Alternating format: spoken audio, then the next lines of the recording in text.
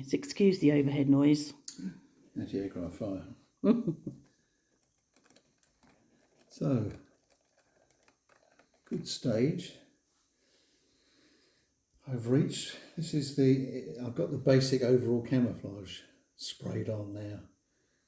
This is called the Contour camouflage, in use in the Western Desert round about 1940.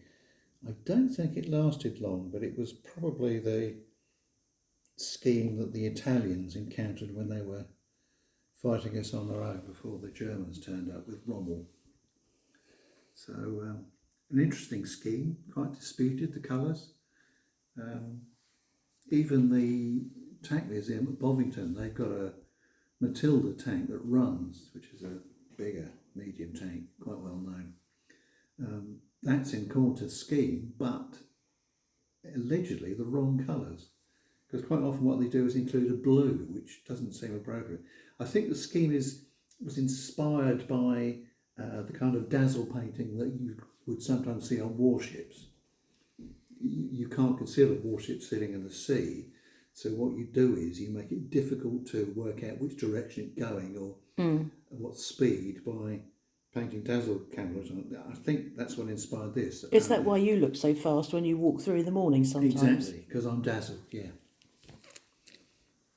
Took a bit of a struggle masking, but I did the overall.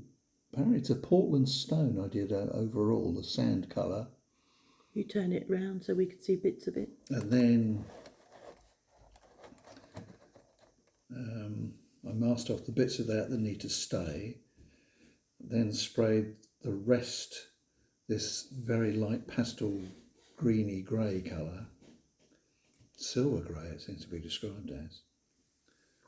And then masked that out and finally sprayed this darker, which is a sort of slate grey, I think. Turn again. Darkish green.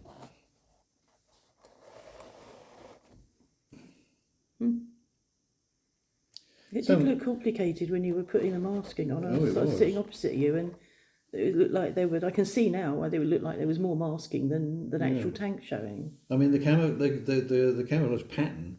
They give you a three view in the instructions for the pattern, but the various views don't actually match up terribly well. So some of it I've had to make a guess at. But it'll need a bit of brush painting to touch it up.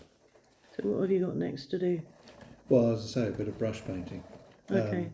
I might, because there are small, because it's so complex, I didn't want to add extra sticky out details that make it more difficult to get the masking tape down. So I think the next stage is to add those bits, and then most of them I've got sprayed up already, but then I can brush paint them to match, I think.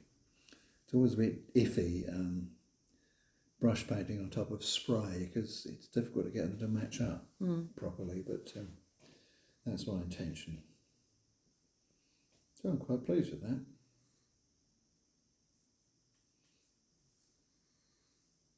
Good. I'm going to stop here. Are you stopping? I'm stopping. Don't move it. Pushpa.